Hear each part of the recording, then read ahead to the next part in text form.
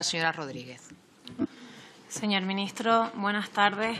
Primero, quiero dejar claro que no estamos del todo de acuerdo con que en una comparecencia, tanto sea de usted como del resto de ministros, se acumulen muchos temas, porque nosotros que tenemos tiempo limitado, nos es muy complicado preguntar sobre todas las inquietudes o dudas que podamos tener acerca de cada uno de los temas. Simplemente quería manifestar nuestra posición. Empezaré por la parte del Plan África. Y quiero decirle que el diagnóstico que nos ha dado nos parece correcto. De hecho, todos los indicadores y datos que existen a nivel internacional así lo corroboran en cuanto a los datos. Las perspectivas de crecimiento, África cerrará 2018 con un crecimiento del 4,3%. Este crecimiento no solamente es económico, sino, como también usted ha dicho, ha sido demográfico y con unas perspectivas de que en 2050 África contará con 1.300 millones de personas más, especialmente jóvenes. Hay que hablar de África como un continente joven, como un continente en el que el 60% de su población está por debajo de los 25 años. Y esto puede ser una oportunidad tanto para España como para las empresas españolas si se hace todo dentro de una estrategia. Como digo, en los últimos 10 años el número de empresas españolas que han podido acceder a licitaciones en cuanto al Banco Africano de Desarrollo han experimentado un crecimiento de manera exponencial, y por eso nosotros sí que creemos que es necesario que ese Plan África sea robusto. Obviamente no se trata de un Plan África de solo España, la Unión Europea también tiene que estar vinculada, pero lo que está claro es que tiene que contar con el consenso de las fuerzas políticas y también con las visiones y el reparto de profesionales en la cooperación española y del mundo empresarial. Usted ha enumerado distintos actores sociales que han participado en la redacción de este Plan África que nos viene a presentar, ha hablado de distintas organizaciones, pero a nosotros el documento nos ha llegado apenas 48 horas antes de que venga. Creo que cuando hablamos de política exterior en esta Cámara, mucho antes de yo llegar aquí, siempre se ha contado con un consenso y con un trabajo en equipo de los partidos, por lo menos constitucionalistas, en cuanto a qué estrategia española va a tener, y en materia de política exterior se ha intentado ir a la una. Sin embargo, esto rompe con ese principio, no sé si de elegancia o de querer llegar a un acuerdo, que es el de facilitar la información, por lo menos con un margen temporal más amplio, para que podamos aportar, no para discrepar, no para llegar a enfrentamientos, sino al contrario, para aportar y que la solución salga con el máximo respaldo posible. Pensábamos que iba a haber un cambio de actitud, porque con el ministerio anterior del Gobierno saliente también demandábamos información y demandábamos también que nos sentásemos, que tuviésemos tiempo para hablar, para negociar y para hablar de eso tan importante que es la estrategia española de fronteras hacia afuera, y no teníamos esa comunicación bilateral. Y lamentablemente la sorpresa que tenemos en este caso con usted como ministro es exactamente la misma. No hay demasiado diálogo y nos presenta documentos 48 horas antes de venir, con lo cual poco podemos interactuar. Nos parece realmente que África es una prioridad. De hecho, usted lo ha dicho, pero es una prioridad a futuro que tiene que contar con el respaldo de todos. Nos gustaría saber dónde está la estrategia para definir esos países claves, el por qué van a ser así, cuál es la visión que se va a tener. Y no estoy hablando de la agenda, porque siempre que hemos preguntado, lamentablemente, en esta comisión acerca de la estrategia internacional, nos han relatado toda la agenda sin decirnos el para qué ni el por qué. Difícilmente se podrá llegar a un acuerdo consensuado si no sabemos el por qué y el para qué. ¿Por qué esos países? ¿Por qué no otros? Si cree usted que es tan relevante la situación de África, en este caso, para los intereses de España como estrategia, ¿no cree que debería contar más con todo el resto de fuerzas políticas de la Cámara? La Comisión Europea, y lo digo porque organizó incluso una consulta pública para los ciudadanos interesados y para los profesionales con la experiencia en la materia, como la estrategia de la Unión Europea para África. Sin embargo, aquí en España, por lo menos, no ha tenido ni esa repercusión, ni muchos hemos podido acceder a ella. Como digo, echamos en menos que la estrategia sea compartida, o por lo menos que se abra esa mesa de trabajo, puesto que lo que vemos son documentos que nos van llevando y es una tónica general de este Gobierno que no se han visto antes y que no han podido ser definidos. Creemos, además, que usted en esta comparecencia se ha olvidado de nombrar puntos que nosotros creemos que España sí que tiene que liderar en este caso, y es que desde el punto de vista exterior, por lo menos nosotros creemos que es prioritario que España juegue un papel mucho más activo en ayudar a rebajar las tensiones entre Marruecos y Argelia, teniendo en cuenta los intereses de nuestro país. Y, por supuesto, también creemos que el papel político que España tiene que tener en este momento defendiendo los derechos humanos en Guinea Ecuatorial tiene que ser muchísimo más activo. También me cambio de continente, pero me encantaría que nos dijese si extraoficialmente usted, cuando fue a Cuba, se reunió con miembros de la oposición o de la disidencia para hablar también de derechos humanos, porque los derechos humanos no tienen fronteras.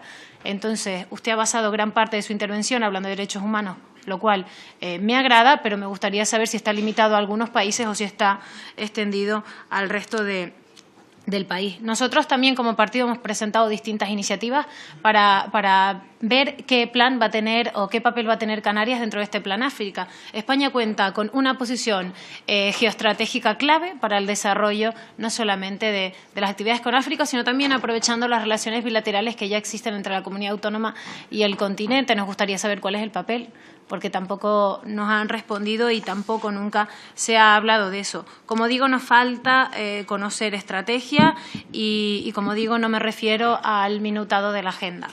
En cuanto a la parte de migración, señor Borrell, quiero dejar claro que partiendo de los índices del estudio que hizo Gallup, a tenor de esta iniciativa en la cumbre de Marrakech, iniciativa de potencial inmigración neta para África, nos ha dicho que hay un 33% de los habitantes del África subsahariana que quieren abandonar su país.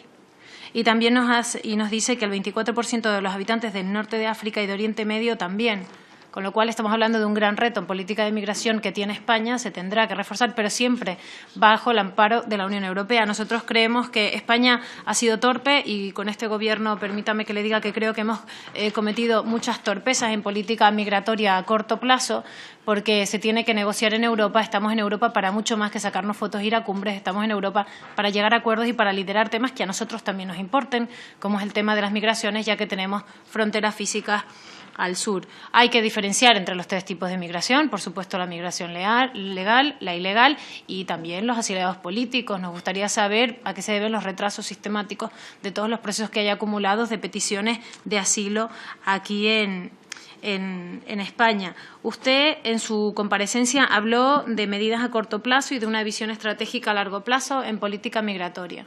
Lo que me gustaría que me dijese es si la política cortoplacista, en este caso, con la recepción del Aquarius, sirvió para algo. Lo digo porque, así como para el Aquarius hubo una respuesta rápida, fotos, y se le dio mucho bombo, sin embargo, hace no tanto se le denegó o se le dijo a un barco pesquero español, me estoy refiriendo a Nuestra Señora de Loreto, que España no, que el puerto seguro era Libia. Estoy hablando de pescadores que, ante el drama que vivieron, recogieron a inmigrantes y se les derivó directamente a Libia. ¿Qué pasa entre el Aquarius y Nuestra Señora de Loreto? ¿O qué es lo que está pasando? ¿Por qué hay recepción de inmigrantes de una calidad y de otra? Porque las condiciones que se le dieron, en este caso los del Aquarius, se le han negado al resto de inmigrantes. Entonces yo pido que en las medidas cortoplacistas no entre la improvisación y lo que no entre sea el titular, porque estamos hablando al fin y al cabo de personas. Le quiero decir también que usted ha hablado que hay países que se han caído de ese acuerdo. Estamos hablando de país como Eslovaquia, con un gobierno socialista. Estamos hablando también de gobiernos populistas y nacionalistas, como es el caso de Italia, también del Partido Popular, como es el caso de Hungría y Austria. Y quizás todo esto nos hace reflexionar un poco, porque creo que deberían ahorrarse gran parte de las lecciones y calificativos que se dan en política migratoria cuando hablan hacia otros partidos políticos, en este caso hacia las formaciones liberales, porque si vemos todo el ámbito europeo, quienes únicos no se han caído de este acuerdo son los que defienden los valores liberales, y quería dejar constancia de esto. Creo que hay una falta de coherencia en cuanto a su política migratoria, y lo digo porque han primado las fotos y poco las personas durante este tiempo. Y ya yéndome al tema de Abengoa, comparto con mis compañeros que creo que no es ni el lugar ni el foro, ni tampoco pretendo hacer sangre. Usted lo ha explicado y lo ha reconocido, pero a mí me generan muchas dudas, puesto que el fondo ya no es tanto a Bengoa como que cuando hay un cambio de gobierno se hace una limpieza, se pone a los suyos en distintos estamentos. Es lo primero que ha hecho este gobierno nada más entrar. Estoy hablando de que se defiende solamente el interés personal del partido que está gobernando y no tanto el de la ciudadanía. Y a mí de todo esto lo que me preocupa es que la ciudadanía se lleva un mensaje de que el que llega coloca a dedo y que no piensa en que las instituciones sean independientes o que no haya esos tráficos de información o de utilización de las informaciones privilegiadas. Como digo, no quiero hacer sangre, pero sí que quiero acabar planteando algo que también planteó el señor Salvador, y es que yo me niego a pensar que usted no crea en nuestro sistema de defensa de sus derechos ni en la justicia española. Porque si usted ha reconocido diciendo que usted no ha incurrido en lo que se le estaba acusando, lo que se le ha multado en este caso, si usted lo asevera defendiendo su honorabilidad, no soy capaz de entender, y creo que ninguno de los españoles tampoco es capaz de entender, por qué han llegado hasta el final para demostrar y para certificar su honorabilidad. Si un ministro como el de Asuntos Exteriores duda de todo ese proceso, ¿qué no va a dudar cualquier ciudadano de nuestro país? Así que le pido, señor ministro, que si cree que es inocente y que no ha sido tal y como se lo acusan, continúe el proceso, porque si no el mensaje que se le está mandando a la ciudadanía, créame, que no es el adecuado y menos en los momentos en los que estamos. Muchas gracias, presidenta. Muchas gracias, señora Rodríguez. Por el Grupo Parlamentario Confederal de Unidos Podemos en Común Podem, tiene la palabra el señor Gómez Reino. Gracias, señora presidenta. Buenas tardes, señor ministro y señorías. Este Gobierno y el Estado en su conjunto se juega su credibilidad en mantener la coherencia en lo que hacemos en nuestra acción exterior. No podemos, como se le ha dicho hoy,